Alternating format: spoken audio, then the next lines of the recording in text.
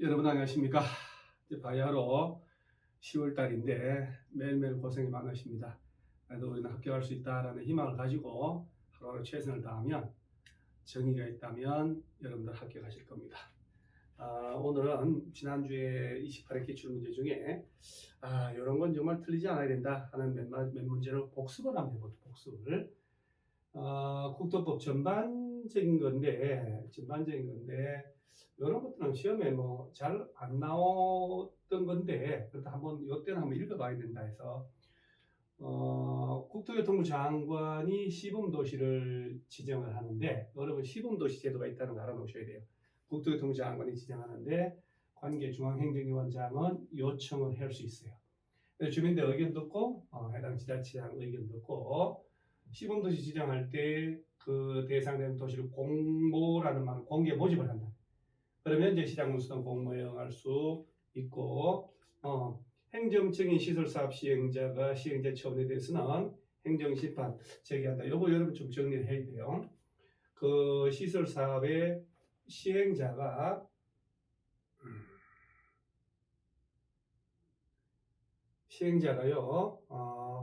행정청이다라고 요거는 지금 좀 꼭 정리를 하셔야 돼요. 비행정청이다 이렇게 나눌 때 그 시설사업 시행자는 행정청이든 비행정청이든 위법 부당하다 그러면 행정심판을 제기할 수가 있는데 그 행정청인 시행자다라고 이렇게 지문이 뜨면 이 행정청 속에는요 원칙적으로 잘 보시면 특별시장, 광역시장, 특별자치시, 특별자치도, 시장 군수가 기본이고 예외적으로 국토교통부 장관하고 도지사도 돼요. 이 전부 다 포함을 하기 때문에 행정청인 시행자가 시설사업 시행자로서 처분했다. 누구한테 가서 심판 제기하냐 이렇게 할 수가 없어요. 그러니까 국토교통부 장관부터 군수까지 다 포함하니까 행정청이란 말 나오면 그저 간단하게 이럴 때는 행정심판법에 따라서 행정심판을 제기한다. 그러니까 행정심판법에 따르면 뭐 시장군수가 처분했을 때 시도지사는 장관이 했을 때 어떻게 가라라고 정해져 있으니까 그러면 비행정청인 시행자라고 하면 행정청이 아니기 때문에 죄송합니다. 이게 좁아서 먼지가 나면 제가 재채기 나거든요. 비행정청이면 시행자면 어떡하냐? 비행정청이 아니니까 당연히 행정심판법 적용을 받을 수는 없죠. 그래서 비행정청인 시행자는 그럼 어떡하냐? 행정심판 제기를 못하냐? 민사소송으로 가야 되냐? 아니에요. 행정심판 제기를 할 수 있지만 그때는 비행정청인 시행자라도 시행자를 지정한 자한테 가서 행정심판을 제기하면 돼요. 지정한 자한테 가서 지정권자한테. 그럼 이런 표현이 두 군데서 나와요.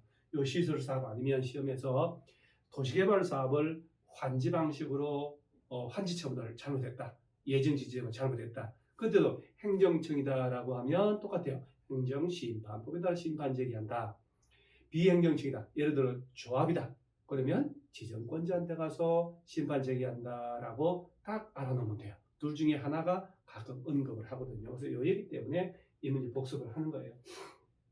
그 다음에 실시행위가 취소할 때 청문한다. 이 청문이 통째로도 나왔지만 이제 세 가지밖에 없습니다. 계도실이라 해서 계도실 이 세 가지를 이렇게 외워놓으셔야 되는 게 이런 식으로 써먹잖아요. 이렇게 하나 이 중에 하나 뽑아서 개발행위 허가를 했다가 이걸 취소하거나 도시군 계획 시설 사업 시행자 지정을 했다가 이 지정 취소하거나 도할 때 실시 계획 인가를 했다가 취소할 때 계도실이 이렇게 통째로는 못 내지만 이런 식으로 써먹을 수 있다는 거.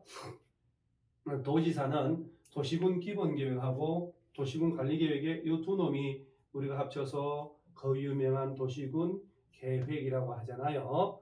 국가계획의 취지에 부합하지 않는다고 판단되면 국토교통부 장관에게 변경을 요구하는 게 아니라 도시군 계획이나 광역도시계획은 무조건 국가계획에 부합돼야 되고 당연히 불일치하면 국가계획이 우선하는 거죠. 국토교통부에 가서 변경 요구 필요가 없어요. 당연히 국가계획이 우선한다. 그래서 이런 식으로 만드는 겁니다. 그래서 이 문제는 제가 3번, 4번 때문에 다시 한번 확인하려고 복습을 하자 한 겁니다. 그 다음에 공동주택의 리모델 나오면 여러분요.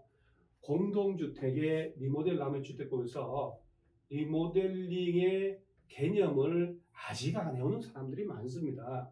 이거는 이제 단순하게 수리만 하는 대수선을 하거나 증축을 위한 리모델을 할 수 있다 이렇게 되는 거예요. 그러니까 이제 리모델의 개념이 대수선하고 증축이란 말이죠. 그러면 대수선만 할 때는 꼭 외우세요. 지금이라도 10년 이상 경과한 걸 입증하면 돼요.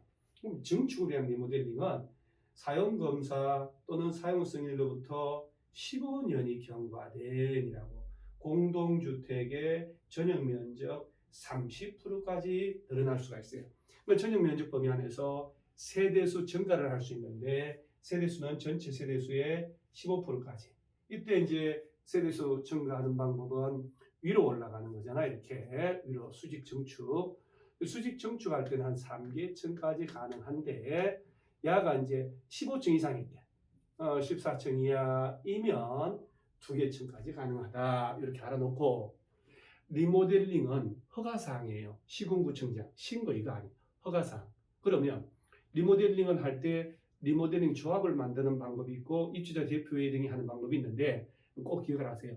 입주자 대표회의가 한다. 그 밖에 이렇게 하면 전원동의여야 리모델 허가가 떨어져요. 리모델링 조합을 만들면 자 여기서 주의할 점은 잠깐만 제가 좀 지우고요.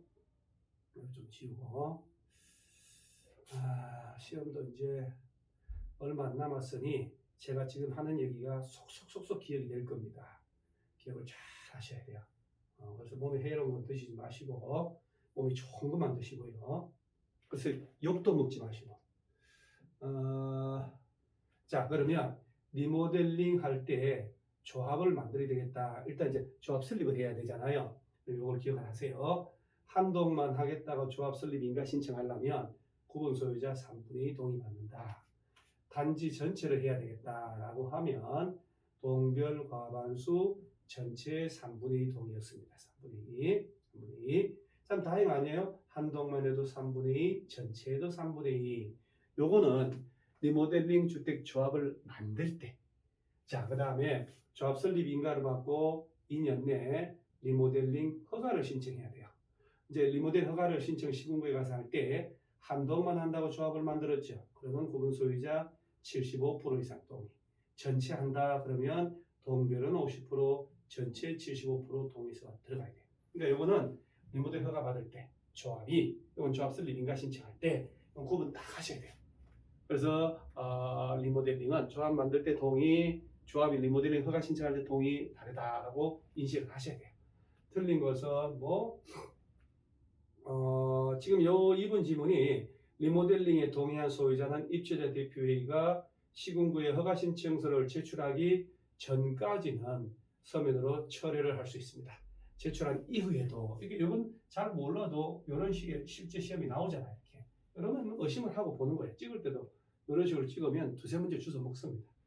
틀렸다는 거. 수직 정축 15층 이상이면 3계층 자주 나오니까.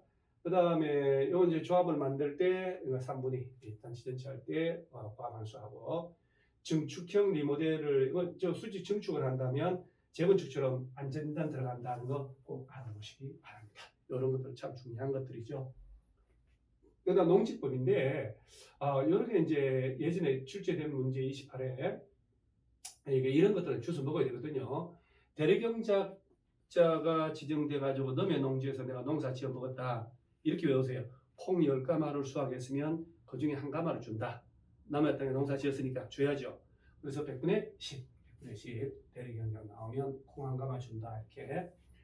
농업진흥지역 안에서는 이건 바뀌죠. 안에서는 전용허가 안 받으면 5년 이하 징역, 땅값만큼 벌금인데 바깥에서는요 3년 이하, 해당 토지가 100분의 50에 해당하는 금액을 때려고 합니다. 이렇게 연습하시고, 요거는 이제 이번에 이행강제금 1년에 1회 부과를 하는데, 이게 이제 처분 명령을 이행 안 했다 그러면 감정가격이나 개별 공시지가 중에 더 높은 가격이 낮은 가격 하면 안 돼요. 가격 100분의 25 따라서 한 4번 정도 두드려 맞으면 땅값하고 셈이 됩니다. 20일 때는 5번이었잖아요. 100분의 25. 그러니까 이런 식으로 딱 외워 놓으셔야 됩니다. 이렇게. 이건 이제 세 문제를 검토를 했는데, 이게 왜 그러냐면, 여러분 이제 합격단도 그렇고, 합격단 문제는 돌출적인 문제가 없잖아요. 보편 타당한 문제니까 꼭 틀린 걸 확인하셔야 돼요. 틀린 걸 자꾸 틀립니다. 그래서 우리는 다음 주 이번에 이제 21일까지만 20문제 하면 다음 문제는 전체 문제를 한번 해볼 겁니다. 그래서 전체 문제 딱 하고 마무리할 텐데, 우리 합격된 전체 문제 중에 틀린 걸 체크했다가 꼭 책을 펼쳐서 확인을 하시기 바랍니다. 참고로 제가 이번 주 일요일 날 10일 날이죠. 목동 박물관에서 10년치 기출 문제를 주제별로 쫙 비교합니다. 31일까지. 그러면 5년, 5, 6년 차만 비교 딱 해도요, 예측 가능해요. 그래서 기출 문제를 아침 10시부터 저녁 7시까지 두 타임, 그래서 10시부터 2시까지, 점심 먹고 3시부터 7시까지 해서 10년치 기출 문제를 싹 정리, 300문제 넘게, 400문제 가까이 되죠. 그 중에 개정에서 빠진 것도 좀 있으니까, 그럼 그것만 사실 훑어가면 예측 가능한 게 75% 이상이에요. 그래서 그걸 딱 하고, 그리고 그 문제는 계속 읽으셔야 돼요. 실제 시험을 내는 사람들은 새로운 문제를 만드는 게 아니고, 출판사에서 만들어 놓은 메이저 출판사들이 낸 문제집을 참고하는 게 아니라 그건 다 배제를 합니다. 그래서 항상 고려하는 게 모든 법률 과목은 기출문제입니다. 기출문제만 철저히 분석을 해서 반복해 놓으면 75점 이상은 따는 당상입니다. 그래서 이번에 여러분들 혹시 만약에 현장에서 못 오면 동영상이라도 해서 10년째 기출문제를 꼭 정리를 하고 시험장에 가시기 바랍니다. 그것만 3번만 풀어도 우리는 꼭꼭법은 40만 명이 넘게 접수를 했기 때문에 결코 쉽지는 않을 것이다. 그러나 아무리 어렵게 나와도 우리는 10년째 기출문제만 잘 정리해 놓으면 우리는 어떤 문제도 풀립니다. 적어도 75% 이상은 해결됩니다. 그래서 꼭 그 안내에 따라서 기출문제 정리 꼭 하시기 바랍니다. 그리고 틀린 거 꼭 복수하시기 바랍니다. 여러분 합격할 수 있습니다.